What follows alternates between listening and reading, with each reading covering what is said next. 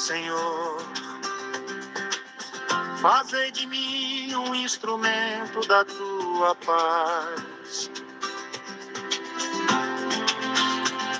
Caríssimos e caríssimas, eu sou Daniel Nonato. Por onde eu passar, onde houver ódio, que eu semeio amor. Onde houver agressão, que eu promovo o perdão.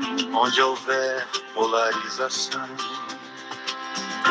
É isso aí, meu povo. Chegamos na quarta-feira. Hoje é aniversário da minha sobrinha querida. Minha primeira sobrinha, né? Joyce Mary. Que Deus abençoe a vida dela. Também, às vezes eu esqueço o aniversário de alguém da família, o pessoal me critica depois, mas hoje eu lembrei da Joyce. Lembrando a todos e a todas que a gente está vivendo no Brasil, e o Brasil tem coisa que não dá para acreditar. Ontem, Valdemar da Costa Neto deu entrevista à Globo News. E aí tudo que perguntava para ele, ele respondia assim, pergunta ao Flávio, pergunta ao Cunha, diante das emendas, né, parlamentares que ele tinha na sua pasta, né, na sua gaveta lá. Ele dizia, eu não tenho 119 milhões de reais. O que eu tenho é a capacidade de indicar. Aí eu falei comigo mesmo, gente, como que um cara de pau desse, né? E aí quando foi falado que ele disse que o Flávio Bolsonaro foi atrás do Vocaro para pegar mais dinheiro, ele disse assim, não, eu não sei de nada disso. Mas no mesmo programa, há um tempo atrás, um mês atrás, ele disse que o Flávio foi atrás do Vocaro para pegar mais dinheiro depois do Vocaro preso. Calma que a coisa vai ficar mais engraçada ainda, porque para dizer que é engraçado, para não jogar desgraça como era, né? Ainda, quando foi falar sobre o INSS, ele falou que o Flávio Bolsonaro está na liderança das pesquisas. Aí a Sadi falou assim, não dá, não nas outras pesquisas. Aí falou, como é que pode um cidadão que rouba aposentado ser candidato a presidente da República? Aí alguém gritou assim, mas vem cá, o dinheiro que o Vocaro deu pro Flávio não era de aposentado do Rio de Janeiro? Aí ele continuou, não, mas é diferente. Aí continuou a conversa mais interessante ainda quando falou assim, e o Cláudio Castro, que é a candidata ao senador lá pelo Rio de Janeiro, do seu partido. Aí ele achou melhor desistir porque ele não está bem de saúde. Resumindo, problema com justiça para quem é rico é problema de saúde. Por isso que o rico, quando é preso, ele logo fica com pressão alta, logo entra em depressão, aí tem que cumprir em prisão domiciliar. E falando em prisão domiciliar, eu não comentei, o pessoal já me cobrou, Bolsonaro escreveu uma carta para ser publicada, para ser divulgada.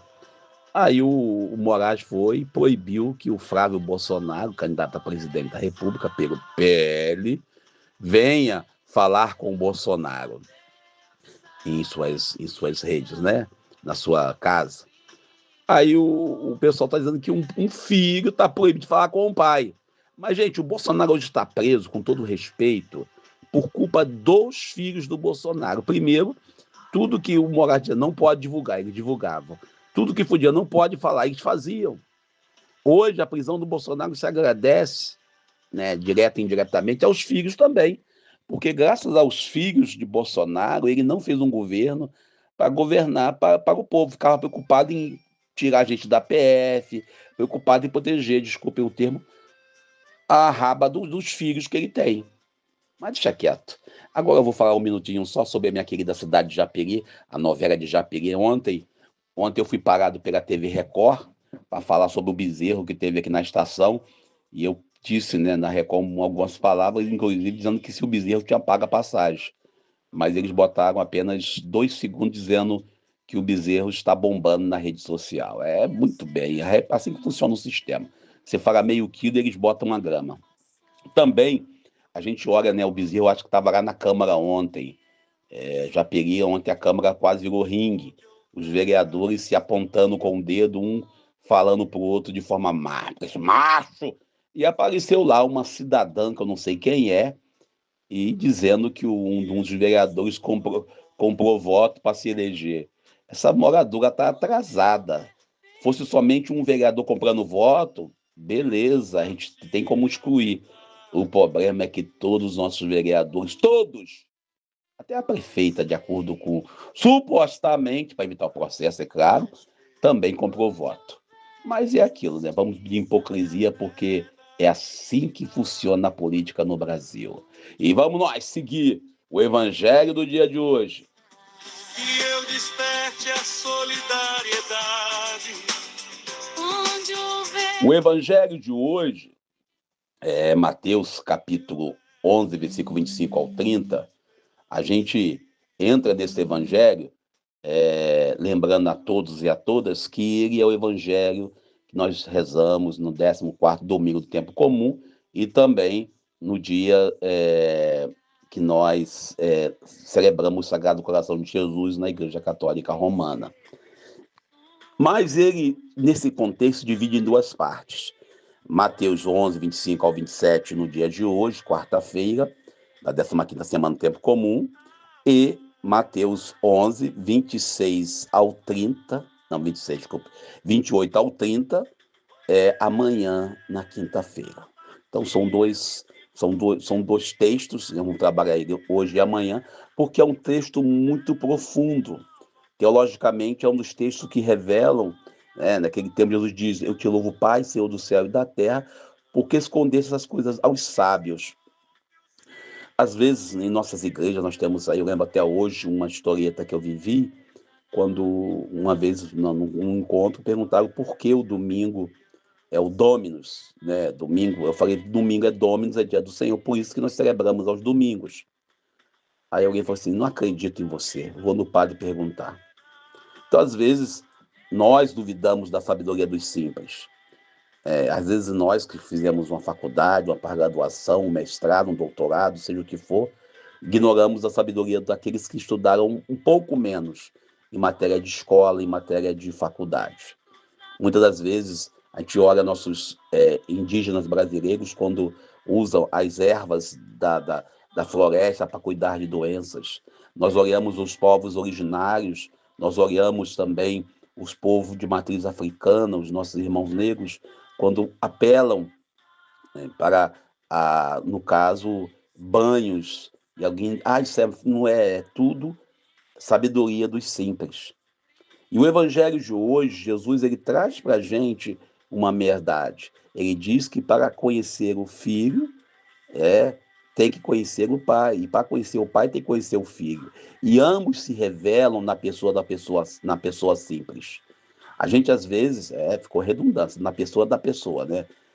Isso é redundância plena. Mas Jesus deixa bem claro que, às vezes, nós, eu e você, procuramos a exegese, a hermenêutica, e queremos, às vezes, explicar o mistério do sagrado, e, às vezes, vivemos o Congresso Eucarístico na Igreja Católica de Nova Iguaçu, estamos preparando um Congresso Nacional, e eu falei isso essa semana e vou repetir, celebrar Congresso Eucarístico não é apenas um ato externo, e tem que também ser interno. Tem que gerar conversão, senão vira ato público. Então Jesus ele vem dizer, não adianta você querer entender o mistério da Eucaristia, não adianta você querer entender muita coisa que às vezes alguns querem explicar, os doutores, os entendidos, aqueles que se acham conhecedores do sagrado.